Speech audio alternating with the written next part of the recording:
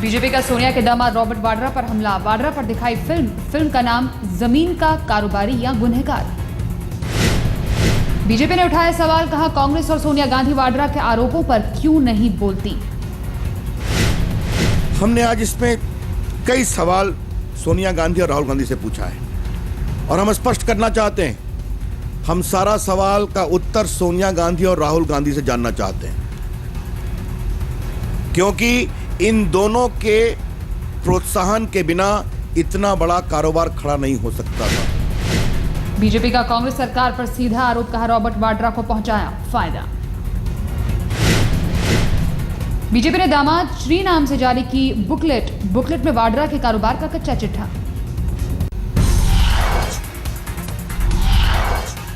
BJP का आरोप, Robert Vadra ने एक साल में मात्र 3 करोड़ से 100 करोड़ से भी ज्यादा रकम बनाई।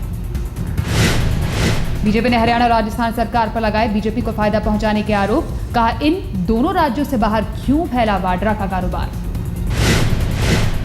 रविशंकर प्रसाद का आरोप, कानून के मुताबिक राजस्थान में 175 एकड़ से ज्यादा जमीन कोई नहीं खरीद सकता, लेकिन वाड्रा के पास है 1634 हेक्टेयर जमीन।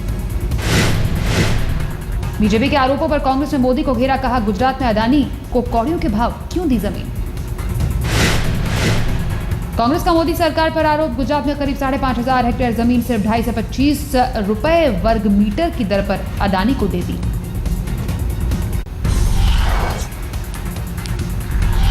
झांसी में मोदी ने पीएम पर सीधा हमला बोला, कहा जब उनको भ्रष्टाचार नहीं दिखा तो लहर क्या दिखेगी। प्रधानमंत्री जी ने कहा मुझे मोदी की लहर नहीं दिखी। अच्छा, मैंने बता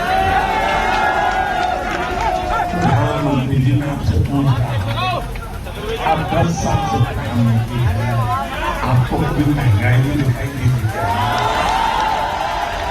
आपको कभी भ्रष्टाचार भी दिखाई दिया? मोदी ने झांसी में राहुल के भाषण को कॉमेडी बताया, कहा जल्दी ही लोग कपिल शर्मा का शो भूल जाएंगे। मुझे लगता है वो कपिल शर्मा की जो टीवी सीरियल आती है ना,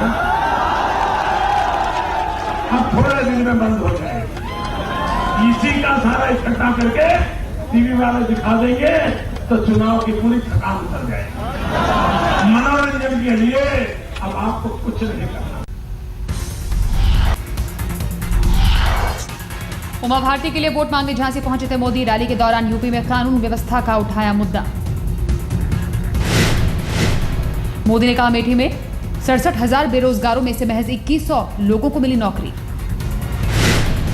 गुजरात में आरटीआई कमिश्नर को लेकर सवाल उठाने पर मोदी ने सोनिया राहुल को झूठा बताया। फतेहपुर में बोले शुरू से है आरटीआई कमिश्नर मां बेटे फैला रहे झूठ।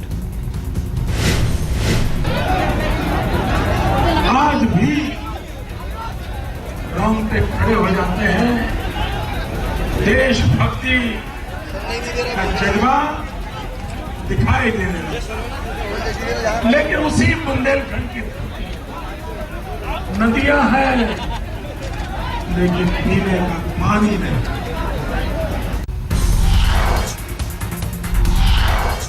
रायबरेली में मोदी पर बरसी प्रियंका। मोदी के 56 इंच के सीने वाले बयान का दिया करारा जवाब। प्रियंका ने कहा देश चलाने के लिए 56 इंच का सीना नहीं, दरिया जैसा दिल चाहिए।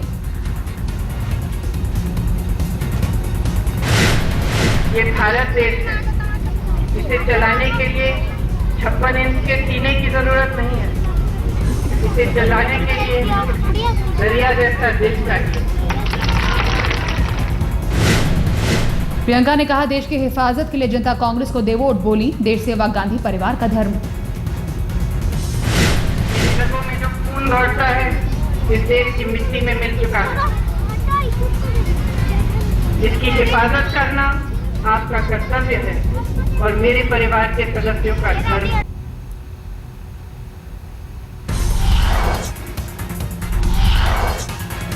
श्रीनगर में केंद्रीय मंत्री फारूक अब्दुल्ला का आपत्तिजनक बयान, कहा मोदी को वोट देने वालों को समुद्र में डुबो देना चाहिए।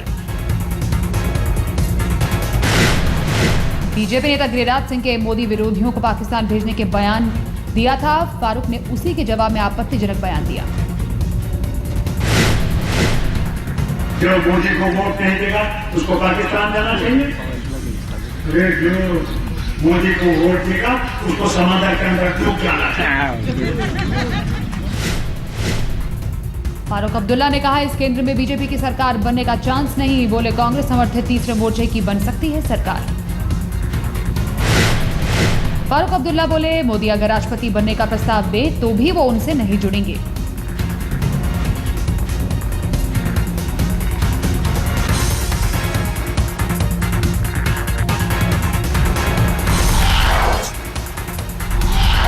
गांधीनगर में बेटी प्रतिभा आडवाणी के साथ लालकृष्ण आडवाणी ने किया रोड शो। 30 अप्रैल को गुजरात की सभी 26 लोकसभा सीटों पर मतदान। आडवाणी ने उठाया सांसदों की खरीद फरोख्त का मुद्दा। कहा, सरकार बचाने के लिए बेईमानी कांग्रेस का धर्म। एक वोट के चलते चली गई थी अटल की सरकार। अटल जी 6 साल रहे, वोट से रह गए, और कभी हमने एक वोट हमको मिल जाए, इसीलिए हमने कभी बेईमानी नहीं की। प्रतिभा आडवाणी ने मोदी पर हो रहे हमलों से जुड़े सवालों का जवाब डाला। कहा, नहीं हूं राजनेता। कि मैं राजनीतिक टिप्पणियां नहीं करना चाहूंगी। मैं यही मानती हूं कि नरेंद्र भाई ने गुजरात के लिए बहुत कुछ किया है और यहाँ की जनता वास्तव में उनके शासन से खुश है। लेकिन राहुल गांधी ये कहते हैं कि नरेंद्र मोदी मैं करते रहे। मैं व्यक्तिगत टिप्पणियां नहीं करना। काले धन और मांस के व्यापार के बहाने मोदी का गांधी परिवार पर बड़ा हमला। कल 3D रैली में कहा, मांस व्यापारी का दिल्ली में 10 जनपद से है गहरा संबंध। कि 10 जनपद के साथ निकट संबंध रखने वाला एक व्यक्ति भी इस व्यापारी के साथ लगातार बातचीत करता है, पैसों के लेन देन की चर्चा करता है।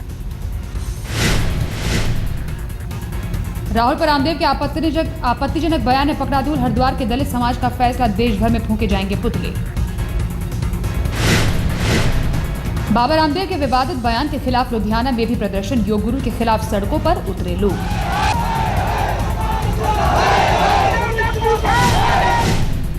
अपने खिलाफ केस दर्ज होने के बाद योग गुरु रामदेव ने लिया यू टर्न। राहुल के खिलाफ बयान पर जताया खेद।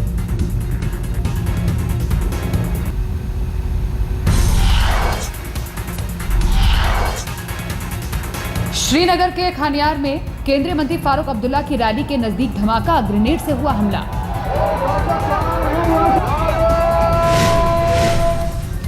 धमाके के वक्त रैली में मौजूद थे फारूक अब्दुल्ला। धमाके की वजह से मची अफरा तफरी। भगदड़ में 3 लोग हुए घायल।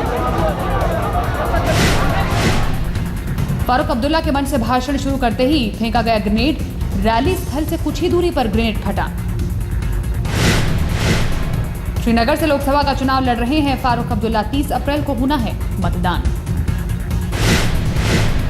अब तक नहीं हुई हमलावर की पहचान, जांच में जुटी पुलिस।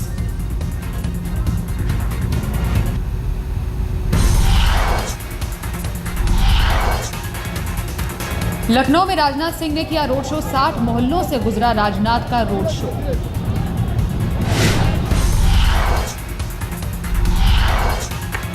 लखनऊ में नारायण दत्त तिवारी से आशीर्वाद देने पहुंचे रीता बहुगुणा जोशी। राजनाथ सिंह के खिलाफ लड़ रही हैं चुनाव। कल राजनाथ ने की नारायण दत्त तिवारी से मुलाकात। रीता जोशी ने कहा, नारायण दत्त तिवारी कांग्रेसी हैं और कांग्रेस उनके दिल और दिमाग में है बसती। स्पष्ट है कि तिवारी जी दिल से, दिमाग से, पूरे रोम रोम से कांग्रेस के हैं और वो कांग्रेस के अलावा किसी के लिए वोट मांगे नहीं सकते। नारायण दत्त तिवारी ने रीता जोशी को दिया विजय भव का आशीर्वाद। कहा, उम्मीद है भारी मतों से होगी जीत। मुझे विश्वास है कि ये भारी मतों से ये विजयी होंगे।